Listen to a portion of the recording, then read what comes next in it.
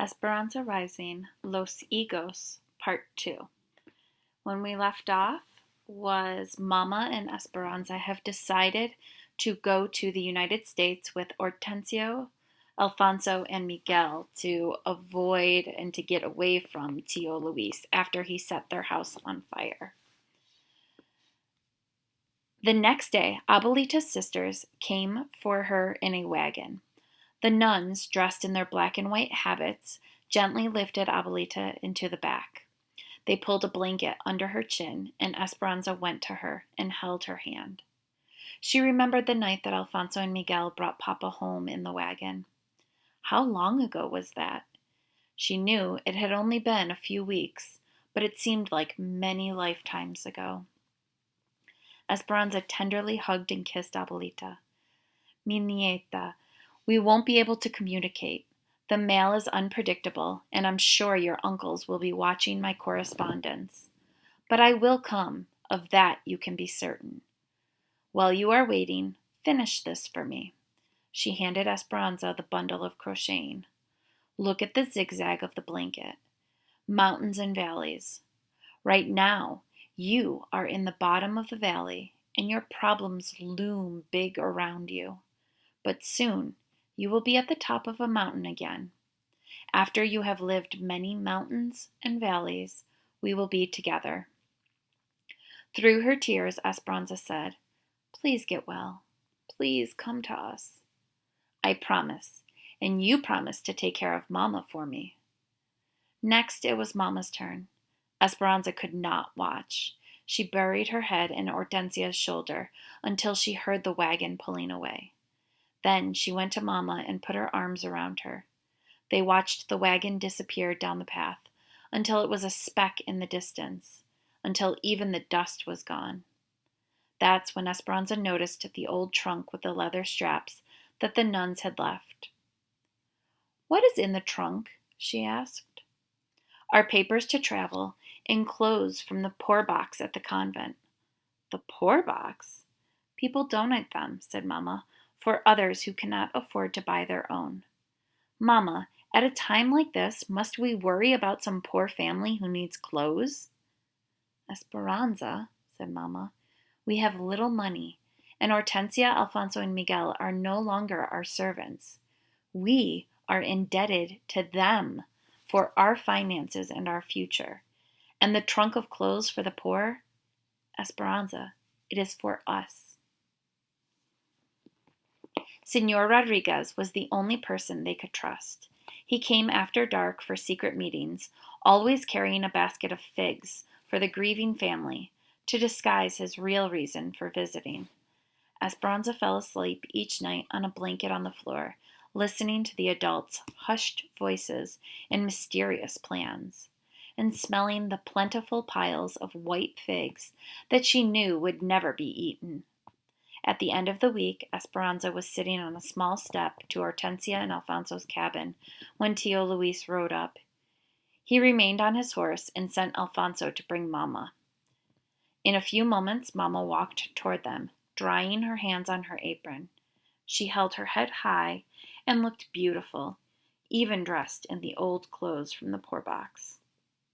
Luis, I have considered your proposal, and in the interest of the servants and Esperanza, I will marry you, in due time. But you must begin replanting and rebuilding immediately, as the servants need their jobs. Esperanza was quiet and stared at the dirt, holding the smirk on her face. Tio Luis could not contain his grin. He sat up straighter. I knew you would come to your senses, Ramona. I will announce the engagement at once.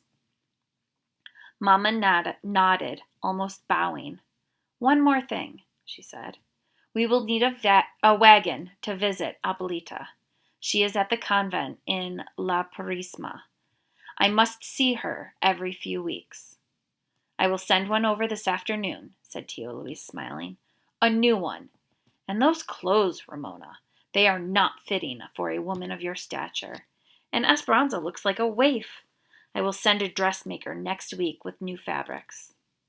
In the nicest way possible, Esperanza looked up and said, Thank you, Tio Luis. I am happy that you will be taking care of us." "Yes, of course," he said, not even glancing at her.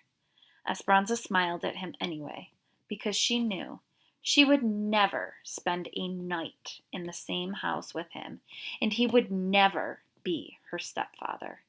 She almost wished she would be able to see his face when he realized that they had escaped. He wouldn't be grinning like a proud rooster then. The night before the dressmaker was scheduled to come, Mama woke Esperanza in the middle of the night, and they left with only what they could carry. Esperanza held a valise, which is a suitcase, filled with clothes, a small package of tamales, and her doll from Papa. She and Mama and Hortensia were wrapped in dark shawls to blend in with the night. They could not take a chance of walking on the roads, so Miguel and Alfonso led them through the grape rows, weaving across Papa's land toward the Rodriguez ranch. There was enough moonlight so that they could see the outlines of the twisted and charred trunks, the burnt-out vines rolling in parallel lines towards the mountains. It looked as if someone had taken a giant comb, dipped it in black paint, and gently swirled it across a huge canvas. They reached the fig orchard that separated Papa's land from Señor Rodriguez's. Alfonso, Hortensia, and Miguel walked ahead, but Esperanza held back and pulled on Mama's hand to keep her there for a moment. They turned to look at what used to be El Rancho de las Rosas in the distance. Sadness and anger tangled in Esperanza's stomach as she thought of all that she was leaving, her friends and her school, her life as it once was, Abuelita, and Papa. She felt as though she was leaving him too. As if reading her mind, Mama said, "Papa's heart will find us wherever we go." Then Mama took a determined breath and headed toward the sprawling trees. Esperanza followed, but hesitated every few steps, looking back. She hated leaving, but how could she stay? With each stride, Papa's land became smaller and smaller. She hurried after Mama, knowing that she might never come back to her home again, and her heart filled with venom for Tio Luis. When she turned around one last time, she could see nothing behind her but a trail of splattered figs she had resentfully smashed beneath her feet.